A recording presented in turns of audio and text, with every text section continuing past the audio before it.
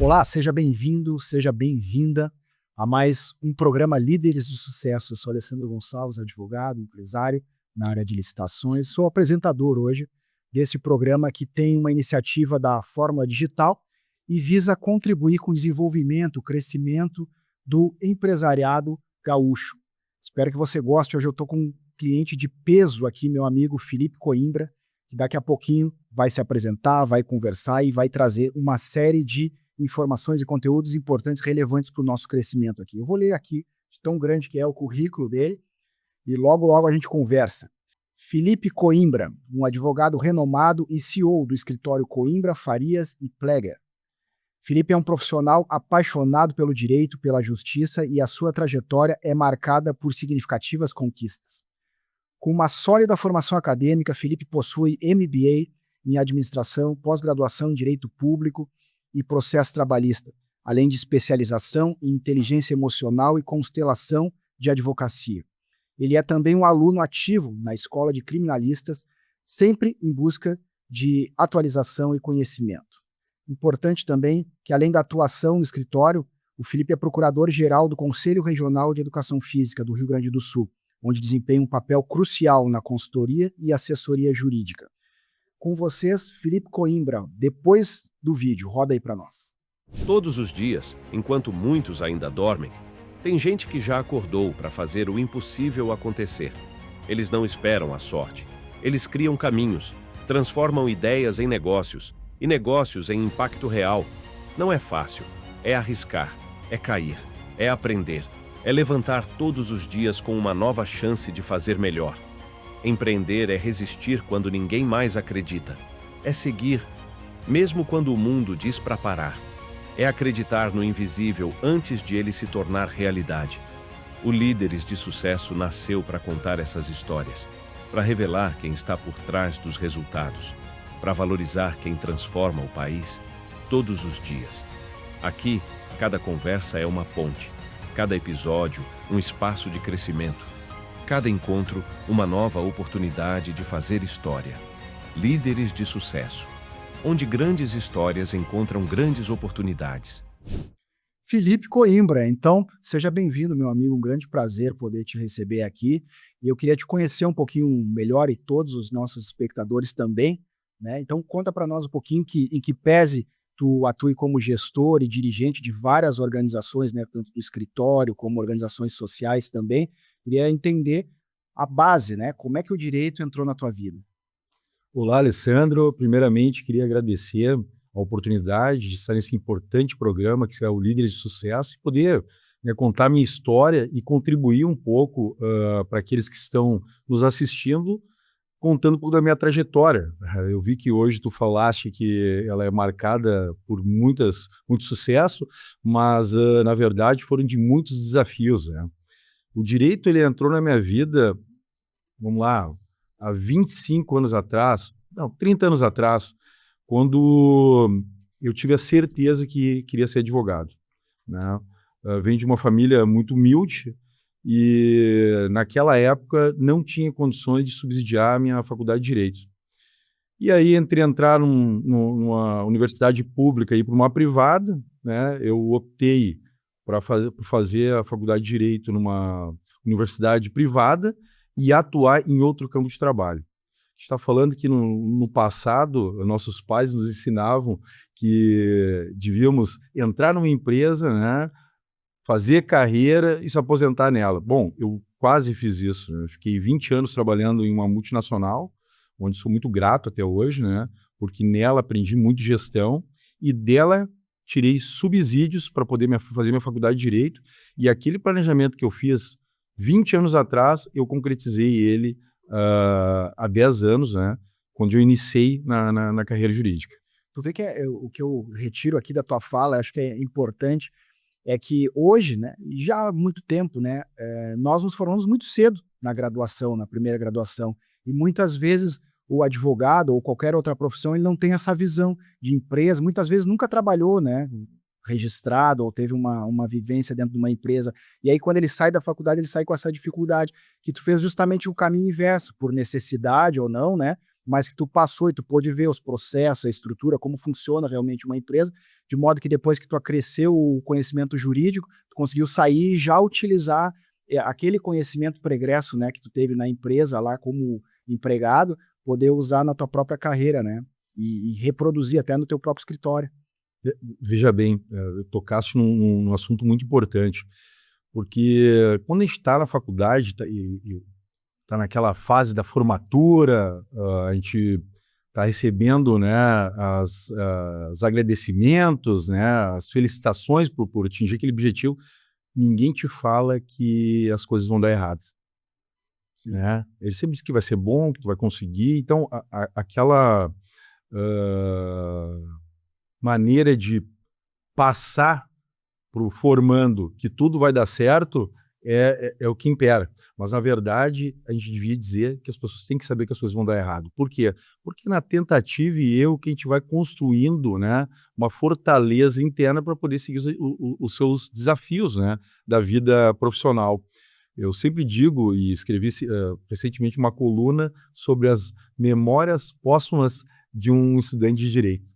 Porque no momento que tu sai da faculdade, o teu estudante de universidade morre para nascer um advogado, né? Especialmente do Brasil, né? A gente conhece aí a complexidade da legislação em todos os campos, né? Em todas a sociedade ela é permeada por normas, né? E é muito difícil tu efetivamente conhecer todas elas. Mesmo um advogado experiente, muitas vezes se depara com desafios que nunca tinha visto antes na carreira, né? Mas eu vejo que isso que tu traz com relação a entender que as coisas vão dar errado, e principalmente essa percepção de que é o erro que te propicia um crescimento maior, né? Vem muito da questão do teu estudo também, da gestão emocional ali. Eu vi que tu tem formação também em constelação da advocacia. Eu não sabia que existia esse tipo de estudo voltado para a advocacia. Eu particularmente fiz formação de coaching também e tive um caminho na área de constelação sistêmica e tal, e aí eu vou aproveitar para já atalhar para aí, e que tu possa falar um pouquinho sobre isso, da gestão das emoções dentro do caminho do advogado. Na verdade, constelação na advocacia nada mais é que a constelação propriamente dita, que é uma ferramenta que é utilizada para mitigar conflitos, voltado para a advocacia. Mas o que hoje, não só o advogado, ou as relações pessoais e profissionais, elas revelam? Que a gente tem que ter uma comunicação não violenta, né? Tem que ter um estado emocional muito mais equilibrado para poder tocar a tua vida. Nossa vida é muito corrida hoje, né? A gente fala muito da gestão do tempo, mas o que é a gestão do tempo? Trazendo um pouco para a mitologia grega, existe hoje 2 tempos, o de Cronos e de Kairos. Cronos é o tempo que a gente hoje vê do relógio, os segundos, os minutos, né, as horas, e Kairos é o tempo de aproveitamento. A gente não aproveita muito tempo, a gente está aqui fazendo uma entrevista, já estou pensando que eu tenho uma audiência logo que sair daqui, eu já estou vivendo o que eu vou fazer pós o trabalho, eu já estou pensando qual vai ser a minha rotina de amanhã. E esse equilíbrio é o que é usado nas constelações da advocacia, para a gente medir um pouco do equilíbrio emocional, poder setar as coisas a serem feitas no momento correto, e eu digo sempre, trazer mais Kairos do que Cronos, porque Cronos nos coloca numa situação descontrolada, apesar de ser controlada por tempo, e Kairos te dá o aproveitamento do tempo necessário. Sim, excelente contribuição. Assim, ó, pensando dentro dessa ótica que tu disse, quando a gente sai da formatura, deveriam nos avisar que as coisas iam dar errado, né? E tu pode trazer para que a gente possa refletir aqui os principais erros que hoje tu é grato, que tu entende que te contribuíram com o teu crescimento, com o teu desenvolvimento dentro da carreira que tu escolheu seguir? Sim. O que acontece? Antes de ir para a advocacia, como eu falei, passei 20 anos trabalhando numa multinacional e trabalhando diretamente com gestão, né? Eu sou black belt, né, em procedimentos de gestão, e lá eu aprendi que hoje tudo que tu gerencia tem que ser medido. Se tu não mede, tu não gerencia. E o que acontece com o advogado quando ele sai da universidade? Ele abre um escritório, pega a primeira ação, ganha numa primeira ação, sei lá, 10 mil reais, pega aquele valor e torra ele. Ele não entende que ele tem um custo fixo, ele não consegue medir quanto é a hora de trabalho dele. Como é que ele chega na hora de trabalho dele? Ele não sabe que ele tem que calcular desde a luz, consumo de água, os itens de higiene que vai no seu banheiro, o cafezinho, o telefone, a internet. A junção de todos esses itens hoje, dividido pelo número de horas trabalhadas, vai estar te dando a tua hora hoje. Claro que tu vai incrementar um pouco a parte técnica, que essa é mensurada de outra forma, né? Mas hoje o advogado, aí a maioria deles que sai da faculdade de Direito, não tem gestão. E veja bem, as universidades não têm uma cadeira de gestão. Como tu consegue ensinar para o advogado que ele precisa gerir o escritório, que ele precisa botar gestão, se ele não tem uma cadeira de gestão? Então, assim, ó, eu aprendi essa parte muito ligada à parte de administração, né, que foi onde eu criei subsídios para poder chegar na minha graduação, e eu fui me aprimorando. Desde que eu montei o escritório, eu coloquei premissas ali dentro, né? Primeiro a gente bota os teus objetivos, cria uma cultura, e aí começa a incrementar valores. E aí, o que são os valores hoje? Os valores hoje são baseados na ética. E aí eu te pergunto, Alessandro, o que é ética? Cara, quem está entrevistando sou eu. O que é ética? Boa, boa, boa. Eu sempre faço a pergunta aí sobre a questão da ética, né? Ética, eu resumo ela como amor ao próximo. Por que amor ao próximo? Porque tudo que tu fizer na tua vida que vai prejudicar alguém no presente ou no futuro, não é ético. Correto? Sim, correto. Mas também, aprofundando, então, já que a gente veio para essa discussão um pouco mais filosófica, né? Também é necessário entender que cada ambiente ou cada sistema tem a sua própria ética, né? Então, eventualmente, se nós estamos numa sala de aula e alguém quebrar um vidro e quiserem descobrir quem foi que fez, certamente alguém lá no meio vai dizer, foi o fulano, né? Agora, eu não fui militar, mas eu entendo que daqui a pouco numa disciplina militar, se alguém cometer um erro e aí chegar um superior e mandar todo mundo lá, vão ficar correndo até descobrir quem foi, eu penso que dificilmente naquele sistema alguém vai dizer, vai denunciar o seu colega se ele não fizer voluntariamente. E aí a gente percebe que em diferentes sistemas tu tem diferentes olhares para a ética. Tu não pensa dessa forma? Sim, eu ia fazer essa complementação. Na verdade, quando a gente fala do conceito de ética, não existe o branco e preto. As coisas são cinzas também. Vou dar um exemplo. Eu falei que ética é amor ao próximo. Tu não pode prejudicar alguém no presente e no futuro. Mas tem coisas que são inevitáveis. Por exemplo, eu vim aqui como hoje? Eu vim com um automóvel. Eu andando com o automóvel contribuo negativamente para o meio ambiente e prejudico o futuro. Mas é inevitável. Então, eu digo que essa parte é a parte cinza. Entendi. A gente não pode ter dentro das nossas relações de trabalho nem aquela pessoa que é 100% ética, não, aliás, 100% correta e nem a 100% errada. Porque senão a gente vai ter desse lado aqui um santo e desse outro lado o cara que é um psicopata. Né? Então a gente tem que encontrar o meio termo, né? Para que a gente possa ter relações profissionais éticas. E o nosso cliente, quando a gente atende, ele espera o mínimo hoje de um advogado que é ética. Ele, quando vai te contratar, ele deposita em ti uma confiança de que tu vai resolver o problema. E hoje a gente vê em todas as relações, hoje a gente está falando de advocacia, que muitas vezes as pessoas prometem um resultado. Isso não é ser ético, porque a gente sabe que hoje, dentro de uma relação jurídica, nós temos 3 verdades. Aquela que é contada por ti, aquela que é confrontada e aquela que é analisada sob o prisma de ambas. Né? E eu diria que existe uma quarta verdade, que é a verdade, que é o que realmente aconteceu e não foi modificada nem pela parte que postulou, nem pela parte que defendeu e nem pela parte que analisou, né?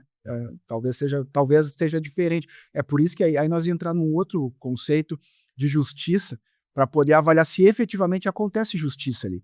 Porque eu já falei até em outros podcasts, a minha percepção sobre a advocacia que eu tenho percebido, que muitas vezes não se trata de justiça, mas sim de um formalismo, aonde quem vence, quem alcança o resultado positivo do processo é quem tem a maior capacidade de provar. E nem sempre quem tem a maior capacidade de provar é efetivamente quem deveria levar para si o resultado positivo, né, a lead. Então, aí nós entraríamos, mas eu quero sair desse assunto porque é o seguinte, nós estamos falando de gestão, de crescimento profissional, e eu quero falar isso para dentro da advocacia, mas não perdendo totalmente. Ética na advocacia, mas não a ética que tu acabou de trazer. Dentre as questões dispostas no Estatuto da Advocacia que fala sobre a ética, limita um pouco a captação de clientes. E aí a gente entra de novo para dentro de uma empresa, que é um escritório de advocacia, que em que pese, do ponto de vista jurídico, não é equiparado a uma empresa, na prática, na realidade, as questões de gestão são muito similares, se não iguais, né? Tu precisa custo fixo, como tu trouxe, tu precisa uma série de elementos de empresa para fazer com que o teu escritório dê certo, mas tu é limitado pela ética, né? Que é trazida dentro da advocacia, que é essa limitação na captação de cliente. Como é que se consegue vencer essa barreira para que se tenha lucro dentro do escritório de advocacia e consiga, então, alcançar o sucesso que se espera? Veja bem, eu volto para dizer da ética, porque, na verdade, quando tu faz todas as tuas ações pautadas em ética e compromisso com a verdade, tu atinge o resultado. Eu, hoje mais velho, eu começo a entender que alguns bordões antigos, eles existem porque faziam sentido, né? O exemplo arrasta. E é verdade. Porque se tu começa com um cliente, eu comecei dessa forma, tendo um bom atendimento, fazendo as coisas da maneira correta, de forma transparente, aquele resultado que tu chegou, ele vai se perpetuar através desse cliente, né? Outra coisa, são as lacunas. Quantas áreas do direito existem hoje? Como é que a gente consegue mapear quais são aquelas que são mais rentáveis ou aquelas que são melhores para tu atuar dentro da tua região? Tu tem que fazer um mapeamento, tu tem que fazer um estudo para verificar quais são as condições que existem dentro da tua região que vão te trazer um resultado. Eu, quando eu abri o escritório, eu clusterizei ações de pequeno, médio e longo prazo, colocando uma outra clusterização de ações que iriam me dar pagamento do meu custo fixo, o pagamento do meu prolabore e aquelas que iam dar divisão de lucro. E como é que a gente faz isso? Estudando o mercado. Tu não consegue abrir um escritório hoje, que nem contam pra gente, que é só ficar lá dentro, botar um telefone, um computador e você ficar sentado na mesa aguardando o cliente entrar. Não, não pode ser assim. Tu tem que estudar o mercado, verificar quais são as necessidades daquela região e aí começar a atacar elas. Eu, por exemplo, usei o nicho desses meus 20 anos de trabalho para buscar clientes dentro daquelas empresas, usando o meu conhecimento, né? Disse que estava atuando, ofereci os trabalhos caso eles precisassem e fui construindo uma base. Em menos de 6 meses, eu tinha mais de 400 ações do estado de Santa Catarina, né? E essas ações aí, hoje, tramitam até hoje, e vêm me dando lucro até hoje. A partir daí, eu fui clusterizando dentro da minha região, qual era a maior necessidade que tinha. Porque a gente sabe que hoje existem um número bem agressivo de advogados, né? Todo mundo ainda, quando fala da advocacia, diz assim, esse advogado não dá dinheiro, porque o mercado está saturado. Não, na verdade, existem muitas frentes de trabalho e pouca análise de onde tu tem que atacar. E talvez a frustração dos advogados novos em não conseguir chegar ao sucesso é porque falta gestão. Tá, excelente. E me diz uma coisa, do teu ponto de vista, com relação ao número de oportunidades que tem, porque hoje com a internet, o que mais tu vê quando tu rola um feed ali, por exemplo, é você está perdendo dinheiro. Aliás, eles usam, né, uns jargões assim que são próprios do digital. Você está deixando dinheiro na mesa se não está atuando no previdenciário, se não está atuando no trabalhista bancário, se não está atuando, né? E aí tudo isso, muitas delas, né, são para vender curso atrás que o cara te ensina a ganhar dinheiro em determinada área, porque ele próprio não consegue ganhar dinheiro, né, naquela área ali, né? Não são todos, logicamente, né? tem vários cursos de pessoas excelentes e muito bem-sucedidas, né, dentro da área que faz, tão bem-sucedidas que em determinado momento elas sentem a necessidade de construir um legado e aí passam a ensinar, mas não é a realidade da grande maioria das pessoas que têm cursos digitais na internet. Como é que um advogado, então, no início de carreira, ele consegue decidir para que caminho ele vai seguir se diante de tantas oportunidades que as pessoas dizem aqui dá dinheiro, e aí já vou deixar minha opinião pessoal. Eu acredito que todos tu consegue faturar bem, desde que tu seja profissional, tenha ética, tenha persistência, consistência naquilo que tu vai fazer, mas não é todo mundo que acredita assim. O digital ele é muito conquistador, né, sedutor. Tu olha um vídeo bem feito e ele vai te dizer, vem por aqui, que é aqui que tu vai. Aí tu paga R$3.000 no curso do cara e tal. Como é que um advogado, então, início de carreira, decide para onde ele vai caminhar diante de tantas possibilidades? Eu vou responder essa pergunta aí de forma fragmentada, né? Primeiramente, hoje nós vivemos um mundo, ele é muito superficial, principalmente por conta do digital. Hoje a gente brinca, né, comercial de margarina, né? O pessoal vai lá para a internet, tudo é muito bonito, tudo é muito fácil, tudo tem uma fórmula exata para poder fazer as coisas, e eu acho que isso aí é uma grande armadilha para a advocacia, principalmente para quem está iniciando, tá? Eu vejo que a gente tem muitos exemplos positivos, certo? Mas tem 90% armadilha. As pessoas vendem o sucesso de uma maneira como se fosse uma fórmula correta, e não existe fórmula correta para o sucesso. Existe metodologia, e existem bons exemplos, né? Hoje, uma das palavras mais procuradas hoje na internet é o como. Como você faz para tal coisa? Como você faz para tal coisa? E dentro desse como, tu encontra diversas referências hoje dentro da advocacia que iniciaram do nada e conseguiram construir verdadeiros impérios, né? Baseado no que é persistência. E aí vai um pouco da resposta que tu me perguntaste. Tu tem que iniciar na advocacia pelo aquilo que tu tem paixão, pelo aquilo que te dá prazer em fazer. Aí vai de novo um bordão, né? Quem faz o que gosta tá sempre de férias. É ou não é? É verdade. E é verdade, porque eu digo para ti, eu passei 20 anos da minha vida com persistência em fazer coisas que eu não gostava para poder chegar hoje e ter o prazer de levantar todos os dias, vestir essa armadura e ir lá fazer a diferença na sociedade. Então, primeira coisa, tu inicia fazendo aquilo que tu gosta, seja na área trabalhista, seja na área penal, qualquer área que tu tenha afinidade, né? Esse é o primeiro passo. Depois, tu vai começar a te descobrir, tu vai começar a ver as oportunidades. Por exemplo, no ramo trabalhista, tem quantas vertentes para tu atuar?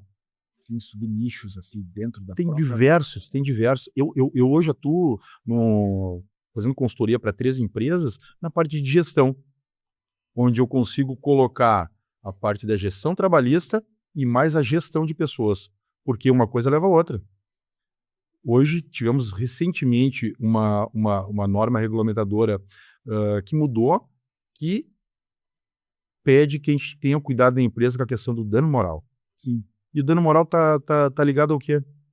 Relações pessoais, né? Então, assim, a resposta que eu te dou é com relação à paixão pelo aquilo que tu faz. Porque a partir daquilo ali, com bastante persistência, né, entusiasmo e vontade de vencer, tu vai conseguir chegar no resultado.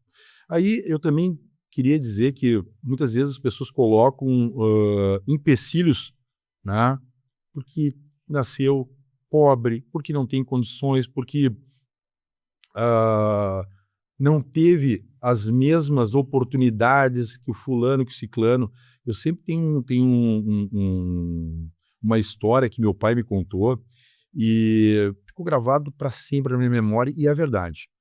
O homem não pode ser medido por onde nasceu e por onde viveu. Ele vai ser medido por onde ele terminar.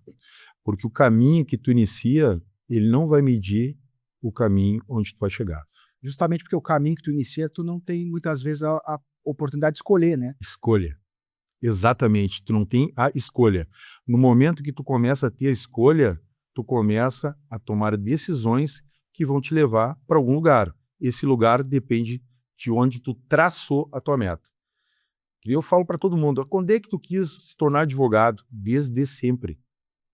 Não foi uma escolha que eu tive ao longo do meu ensino fundamental, o ensino médio. Eu sempre tive na minha cabeça que eu queria ser advogado. E não é juiz, não é promotor, é advogado. Eu sempre quis ser a voz daqueles que não conseguem falar. Eu sempre quis ser a voz que briga por coisas justas. Eu vi, ao longo da minha vida, muitas injustiças. Vi coisas assim que as pessoas passaram por falta de conhecimento. Então, isso aí me motivou a fazer diferença. Como tu leste no meu currículo aí, eu participo também de uma organização chamada Rotary, que é um clube de serviços, né? Que, por prerrogativa, tem que ser profissional em alguma área e prestar serviço para a comunidade. Hoje, atualmente, estou como governador assistente, né, do distrito, atuando, né, de forma macro dentro dos clubes da minha região, mas com esse viés, um viés social. Né? Então, o Rotary hoje é formado por uma roda dentada, né, de 24 dentes, que representa cada hora do dia que um rotariano faz um trabalho para a comunidade. E aí eu te digo, né, o que isso aí tem a ver com a advocacia? Relações. Hoje, se tornar advogado, eu classifico que 70% do teu sucesso são relações. 15% conhecimento técnico, 15% oratório. É justamente o crescimento profissional, eu vejo que se dá muito em função das relações, porque aquela questão que eu trouxe no início da nossa conversa, que o Brasil ele é permeado, né? A sociedade ele é permeada por normas e leis, então é muito difícil tu conversar com alguém e essa pessoa não tiver uma questão jurídica não tenha uma questão jurídica para resolver, né? Lógico que, dependendo da tua especialidade, nem sempre tu vai conseguir ajudar, mas o advogado comparando, é aquele cara que tem o violão na roda, que ele sempre que ele parar, as pessoas vão parar para ouvir, né? Porque ele vai trazer conhecimento que todos deveriam conhecer, né? Eu até costumo brincar que o direito, para mim, ele foi um curso de defesa pessoal da sociedade, por todas as oportunidades que se perde, por todas as injustiças que se sofrem no consumo, no trabalho, nas questões de saúde. O tempo inteiro tu pode estar sendo submetido a questões abusivas por parte da sociedade e por desconhecimento tu deixa essa oportunidade passar, né? Então o advogado ele tem a possibilidade de atuar sim no tribunal, né, dentro do judiciário, fazendo com que o direito apareça e que a justiça aconteça, mas também muito com a educação das pessoas, o conhecimento, a orientação, numa questão muito mais preventiva, né? Tu não acha que deveria ser muito mais disseminado o conhecimento legal desde as escolas, ou desde de certo ponto da vida das pessoas? Essa é uma pergunta bastante peculiar, porque, na verdade, nós vivemos atualmente uma transformação na área da educação, né? Eu, apesar de achar interessante a questão dos cursos hoje telepresenciais, eles tiram novamente as relações. Né? Dentro das universidades hoje, vou fugir um pouco do tema e depois eu volto. Tá? Dentro das universidades hoje, tu não tem aquele negócio do contato. Vou te trazer meu exemplo de novo. Dentro da minha formação acadêmica, dentro de lá eu consegui a minha sócia hoje, né, que é a Kalinka Pfleger. Dentro da minha universidade hoje, eu tenho 2 parceiros de negócio, são professores, né, que é o Alberto Vanderlich, o Luciano Chedid.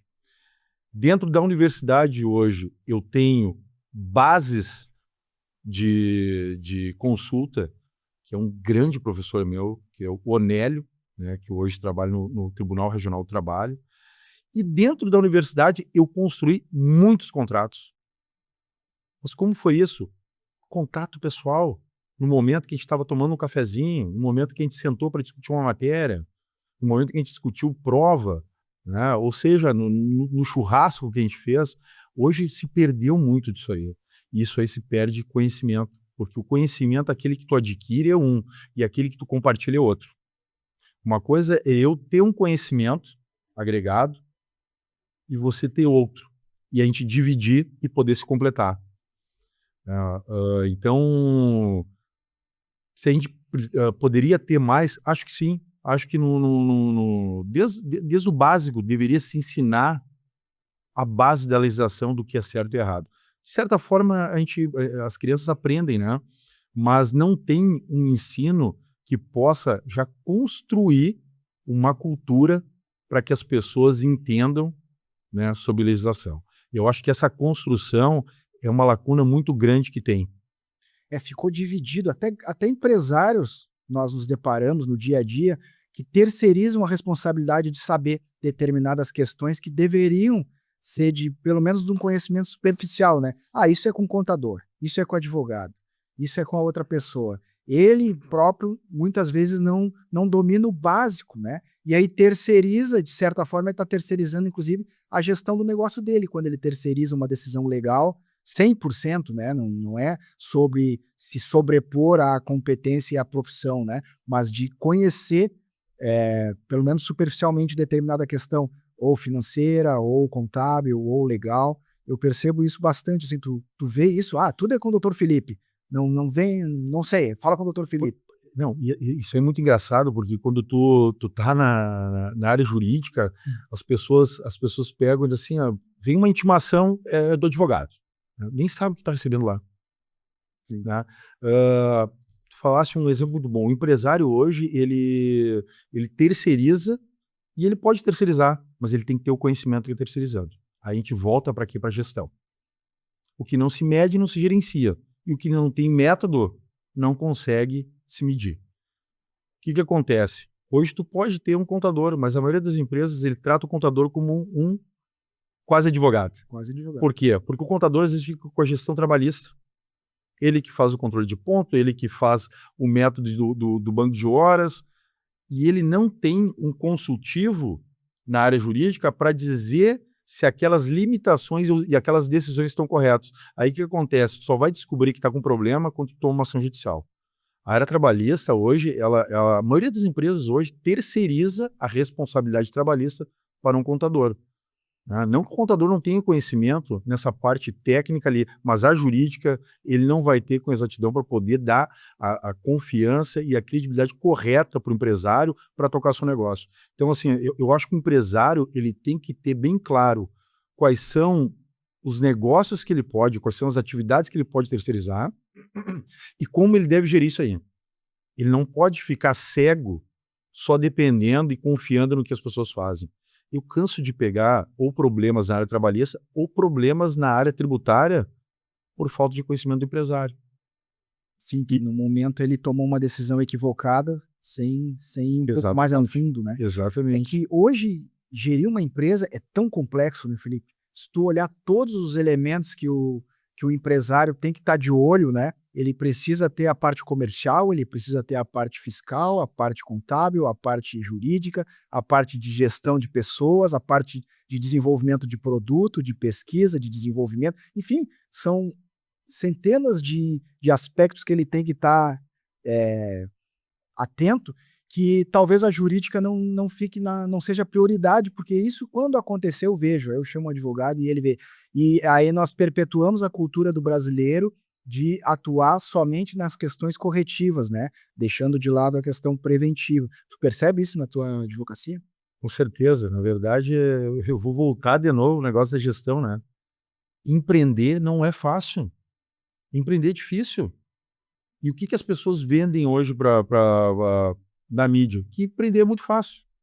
Que tudo é fácil fazer. Abrir uma empresa, tocar seu negócio e ter um sucesso naquela área e ficar rico. Por isso que eu digo que hoje nós vivemos relações superficiais pelo crescimento da comunicação digital. Sim, concordo. Com a microaprendizagem, né? Um meme de 30 segundos, se colocar um vídeo mais longo, a pessoa já não tem tanto tempo. Então você que está nos assistindo ali, presta atenção para assistir todo o conteúdo, assim, não só o corte ali de 30 segundos, né? Porque assim, eu percebo exatamente isso. e tem várias histórias que eu poderia contar sobre esse assunto específico, mas pequenos memes assim são um terror na vida do empresário que desconhece a questão jurídica, porque todo dia o empregado vem com um novo direito que ele muitas vezes entende que tem, mas só pelo contexto do corte que foi dado, não é bem daquela forma, né? E que precisa de uma análise profunda para ver se enquadra no caso dele, né? E o empresário, por desconhecer do outro lado, acaba muitas vezes cedendo, por medo também da justiça do trabalho, das condenações, e acaba também tomando decisões equivocadas ali nesse ponto, né? E assim, ó, eu sempre digo, não que hoje a área digital é um problema, não é um problema, é uma solução.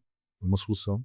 Hoje a gente consegue adquirir conhecimento que nós buscávamos muito nos livros. Eu ainda sou um pouco resistente a fazer leitura digital. Eu gosto de folhear o livro, o restante não, mas o livro especificamente eu gosto de ler ele, gosto de tocar, gosto de ter aquele contato, né? Mas, por exemplo, nós temos focal points interessantes hoje aí para verificar. Vou citar um aqui, o Vicente Falcone. Para mim é um dos cases de sucesso hoje de gestão. Existem diversas informações deles no YouTube e outras plataformas que tu pode assistir e de lá tirar conhecimento. Mas ele não te ensina a fórmula do sucesso. Ele dá conceito de gestão, dá conceitos sobre ética, dá conceitos sobre como tu ganha credibilidade, né, com o teu negócio. Ou seja, te ensina e te dá caminhos para te percorrer. E eu acho que isso aí falta um pouco na hora da abordagem digital, né? Esse vício que eles têm de chegar ali e te vender um curso de 1 hora, né, que vai te transformar numa pessoa referência de mercado, isso não acontece. E geralmente as pessoas, por estarem no desespero, acreditam e acabam tendo essa decepção após não atingir o seu resultado. E aí eu vou muito para o negócio da advocacia, né? Eu fico assim extremamente incomodado quando eu chego para alguém e diz, não, vai fazer advocacia, pelo amor de Deus, isso não dá dinheiro, ou para quê? O advogado é isso, é aquilo. Toda pessoa que fala comigo sobre advocacia, e tu sabe muito bem, conversamos isso aí há um tempo atrás, né? Eu incentivo, porque eu vejo um caminho muito grande para quem quer fazer as coisas certas. Volto a dizer, cria valores baseados na ética, tenha gestão. O que é gestão hoje? É uma rotina de métodos para te criar metas para chegar no resultado. Excelente conceito esse, né? Eu penso que, voltando só um pouquinho, essa questão do focal points que tu trouxe, né? Eu penso que falta muitas vezes a capacidade ou a vontade de traduzir os conceitos gerais para a realidade individual de cada um. Então ele diz, faça com propósito, ou tenha persistência. Talvez a pessoa tenha uma dificuldade de entender o que aquilo significa na vida real dela. E aí ela pula para vídeos curtos que vão te dizer o passo a passo, como fazer, 3 maneiras de ganhar dinheiro, 4 caminhos para você conseguir determinada coisa. É muito mais atrativo. Eu vou ler só isso aqui, que é um videozinho de no máximo 5 minutos que eu coloco no acelerado e vejo em 2,5 minutos, e já assimilo em vez de ler um livro mais grosso, onde eu preciso pensar, desenvolver e fazer, né? Eu trabalho com licitações há quase 20 anos. E eu sei a dificuldade que é não só vencer um pregão, um certame, né, um processo licitatório, mas principalmente a dificuldade de se manter dentro de um órgão público durante tanto tempo, durante toda a contratualidade. E eu vejo direto vídeos assim, que é muito fácil. Abra um MEI, compre no Mercado Livre determinar um copo por R$10 e venda para o governo a R$20 e você vai ganhar. Eu fiquei pensando que não é possível que isso aconteça, porque não é tão simples. Entre comprar o copo e vender e entregar, existe um mundo ali, Um oceano. de caminhos a percorrer, né? E a gente vai se incomodando com isso, assim, porque não é verdade. E tem pessoas que vão acreditar nessa situação, e aí depois, quando não conseguirem, vão dizer, mas é que tu não fez determinada coisa, ou tu não encontrou o fornecedor certo, ou tu não foi no órgão certo, enfim. Então, a exemplo disso, eu percebo muitas questões nesse caminho. Mas, e a pessoa para ter sucesso, então, como que tu entende que deve lidar com a questão que vem digital, com o conhecimento que está disponível ali? Como é que ele transforma tudo isso para aplicar na vida dele? Gestão, garanto que tu vai dizer. Não, na verdade, é que a gestão para mim sempre é o básico de tudo. Tu tem que ter gestão para tudo na tua vida. Se tu analisar, tu tem que ter gestão para tuas relações pessoais, gestão para tuas relações profissionais, né? Mas para tua pergunta eu diria entusiasmo, paixão pelo que se faz, né? E um ponto muito importante, que é o que talvez a sociedade como um todo peca, em todas as profissões, é entender o básico, que é o conceito das coisas. Nós atropelamos hoje alguns processos da vida por não entender o básico, o conceito da palavra, para que ela serve, né? Por analogia, vamos falar de dança. Eu também participo em CTG e dança, vai, sei lá, mais de 30 anos, né? E tem um conceito na dança que se tu não souber os passos básicos, tu não consegue executar a coreografia de uma dança, porque todas elas são formadas por passos básicos, passos iniciais. E na vida é a mesma coisa. Se tu não aprendeu o básico, e o que é básico? É ser ético. O que é básico? Ter responsabilidade, compromisso, amor ao próximo. Parece coisas assim que são ultrapassadas, mas elas hoje regulam a vida. Hoje eu tenho um filho, que é minha paixão, né, de 10 anos, João Pedro. E ontem até eu e minha esposa estávamos conversando sobre as notas dele, né? Pegamos o boletim escolar já do primeiro trimestre, aí o menino com notas altíssimas, ele tem tudo. Nós nunca cobramos ele pelas coisas, mas ele vê os exemplos dos pais, né? Sempre digo, às vezes, a maneira que tu escova os dentes e dá aquela 3 batidinhas na pia, tu vai ver teu filho tá fazendo. A sociedade também funciona assim. Se ela vê alguém se dando bem fazendo coisa errada, ela vai fazer. E qual é o nosso papel hoje como advogados? Nosso papel como advogado hoje é demonstrar que as pessoas têm que agir de forma correta, dentro dos limites legais, de forma ética, para que a gente possa coletivamente viver de uma forma adequada. Excelente, excelente. Cara, Felipe, é o seguinte, o direito ele é cercado, né, de glamour, sempre arrumadinho, terno, filmes bonitos de Hollywood, os advogados tal de Nova York. Inclusive, é um problema que eu encontro às vezes com o cliente, quando vem uma pessoa que ele indica uma testemunha, eu tenho que explicar para a testemunha, não te preocupe que não é que nem o filme, que vão te inquirir, que vão te, né, ameaçar que se tu mentir e tal, né? O juiz vai te preservar, enfim. Mas, voltando para o assunto, a gente sabe que na vida real não é assim a carreira de todo advogado. Ele é como um profissional qualquer, claro, nadando num oceano com muito mais oportunidades, ou muitas oportunidades, né, maiores do que em muitas áreas, mas ele tem que trilhar aquele caminho e construir, especialmente quem não vem de família que já tinha escritório, que vai seguir vai apenas continuar o legado da família, né?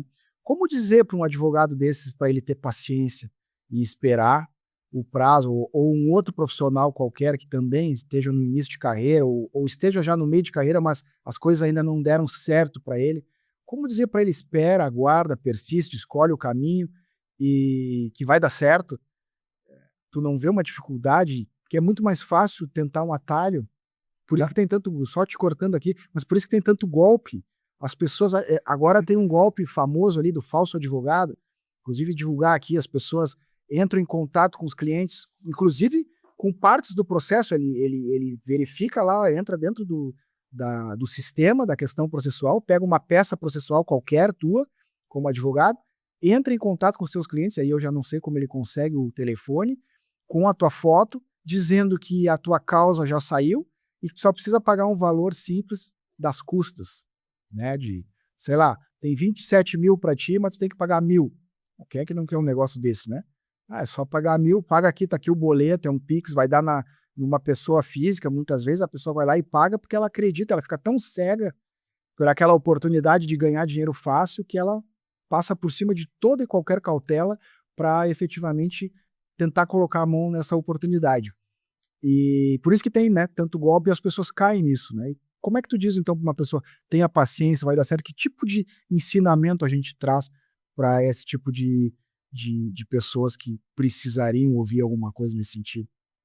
Eu acho que a gente vai voltar lá para o início, que a gente falou um pouco da inteligência emocional, né? A gente tem que ter paciência e entender que tudo que a gente faz hoje na vida, ela não acontece com facilidade. Vou pegar exemplos, qualquer exemplo da tua vida. Tudo que tu fez e teve dificuldade foi sustentável, porque ele teve um tempo de maturação. Então, eu não só para advocacia, mas para qualquer profissão e até mesmo para aqueles profissionais que estão passando uma transição de carreira. Tem que ter um planejamento. Tu tem que criar um payback daquele teu investimento. Quanto tempo vai demorar para o retorno daquela faculdade que eu paguei?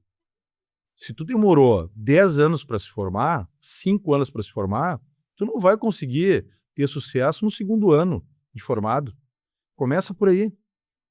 Tudo que tu faz em investimento tem um payback de retorno, correto? Sim. Então, assim, o meu recado é planejamento. Tu tem que fazer um planejamento e esse planejamento tem que ser baseado em método, que vai gerar meta, e tu vai tentar buscar ela ali. Eu fiz isso. A cada ano, eu projetei um número de clientes, um número de ações e um número de áreas para atuação. E eu faço isso até hoje. É isso que eu ia dizer. E segue fazendo, né? Segue fazendo. Porque não existe essa questão de que porque eu consegui no passado, que eu vou seguir conseguindo no futuro. Porque o tempo vai mudando, as situações vão mudando, né? São outros caminhos, é como um jogo que agora tu está numa fase nova, as dificuldades são outras e tu vai ser testado mais, né? E assim, falando mesmo sobre a questão de planejamento, uma das coisas que me vê à cabeça agora é com relação ao negócio de metas, né? Se tu traça metas e clusteriza ela por mês, e tu vai em busca daquilo ali, tu não fica tão frustrado com o tempo. O que é clusteriza? É dividir. Tu consegue colocar por nichos, por prateleiras, por tamanhos, né? Tu faz uma divisão daquilo ali. Então, se tu tá ocupado em atingir uma meta, tu não vai ficar frustrado. O problema hoje é que as pessoas esperam que as coisas aconteçam por mágica. E por mágica nada acontece, a gente sabe disso. Uma outra questão dentro da inteligência emocional que eu percebo é comparar o teu bastidor com o palco dos outros, né? Porque o que se vê hoje nas redes sociais são recortes da vida da pessoa. E claro que a pessoa só recorta a parte bonita da vida dela, né? E aí é muito comum pessoas depressivas, pessoas que se colocam o tempo inteiro para baixo, que parece que dá certo para todo mundo e não dá certo para mim, porque eu fico muito tempo olhando a vida dos outros, né? Que é só o palco deles, só que eu não conheço os bastidores deles, né? O que eles precisaram fazer para chegar ali naquele momento onde eles tiraram aquela foto ou gravaram aquele vídeo. Agora eu conheço o meu, de dificuldades, de cicatrizes, de desafios, e aí se eu trago isso para uma reflexão interna, assim, é muito possível que eu pense que eu não tenho a capacidade, né? Que só os outros têm. O que tu acha? Primeiramente, eu vou te dizer, Sandro, que todos nós temos as mesmas coisas. Temos as mesmas frustrações, temos os mesmos problemas, só que de tamanhos diferentes e com importâncias diferentes que cada um dá para aquela situação.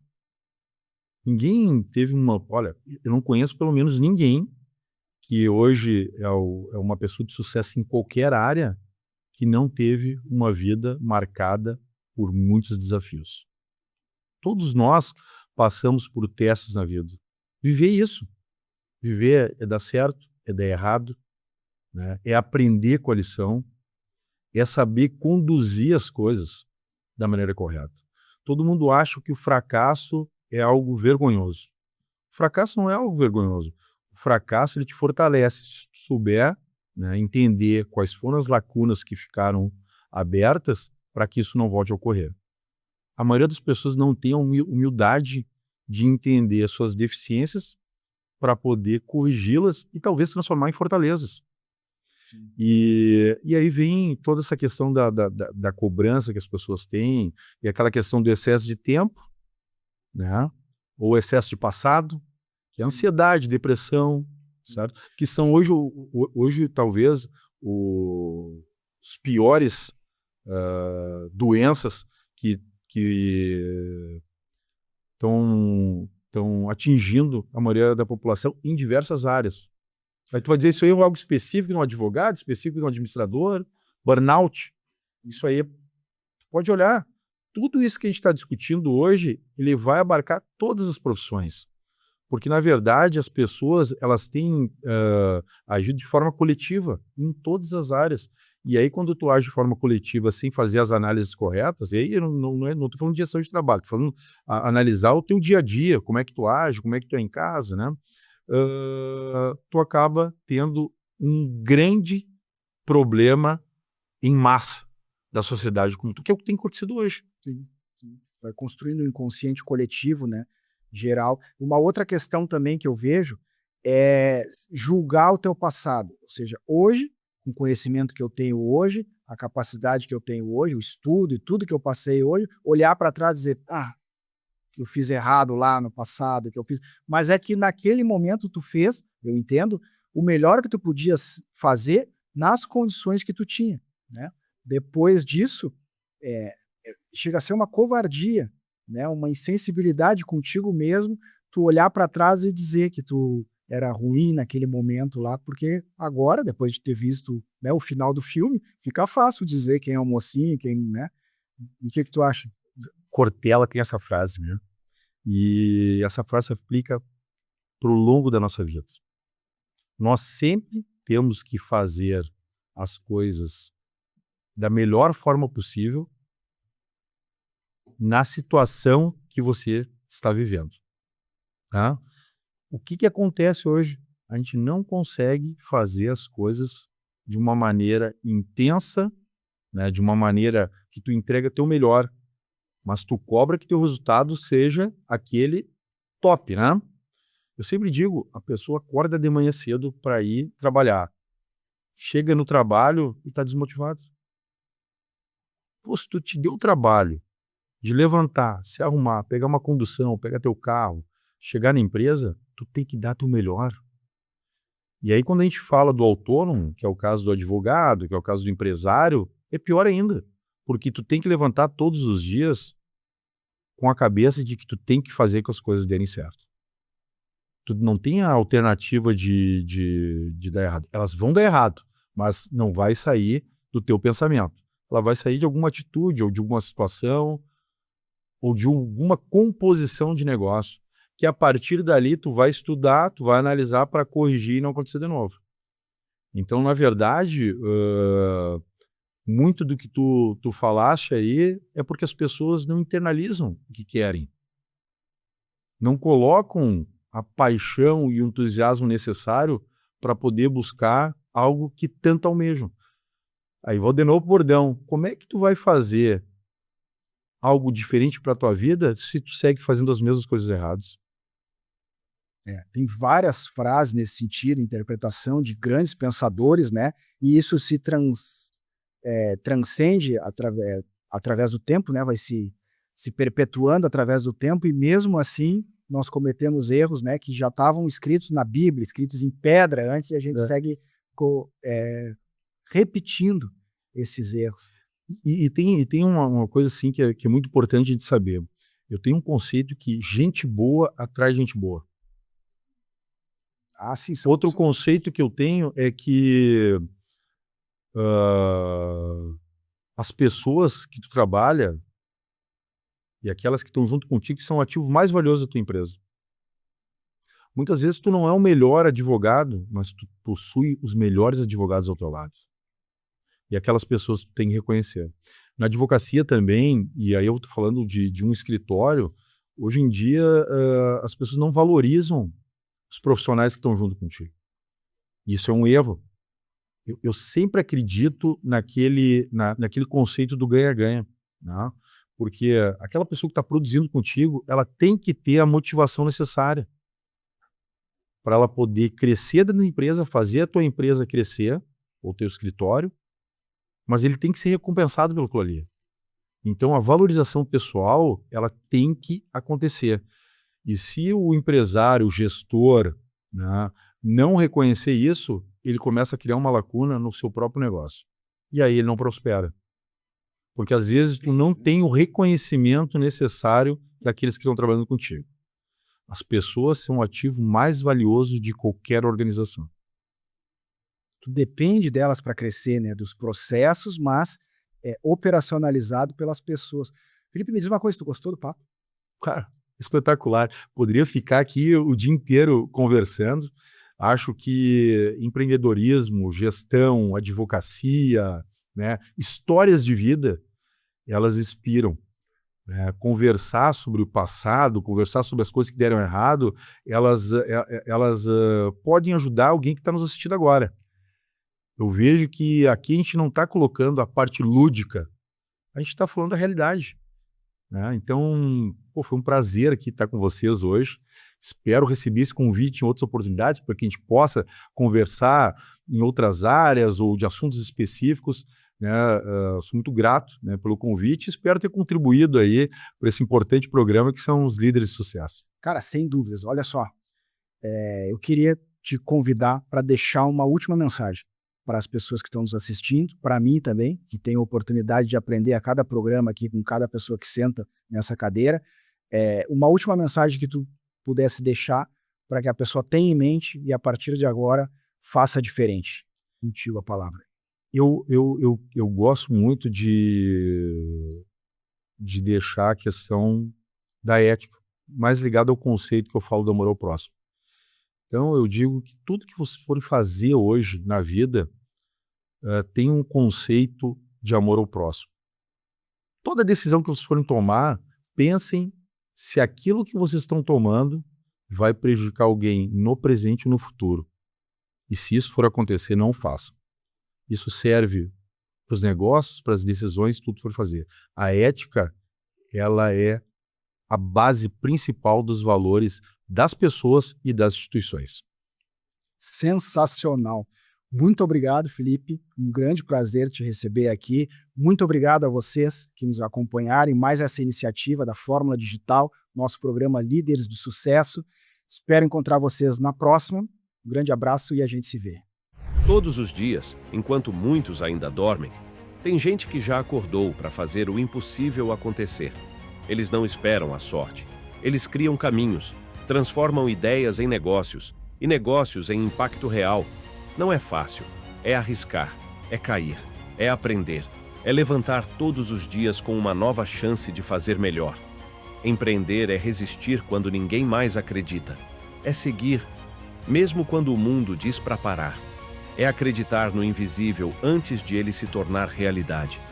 O Líderes de Sucesso nasceu para contar essas histórias, para revelar quem está por trás dos resultados, para valorizar quem transforma o país todos os dias. Aqui, cada conversa é uma ponte, cada episódio, um espaço de crescimento, cada encontro, uma nova oportunidade de fazer história. Líderes de Sucesso, onde grandes histórias encontram grandes oportunidades.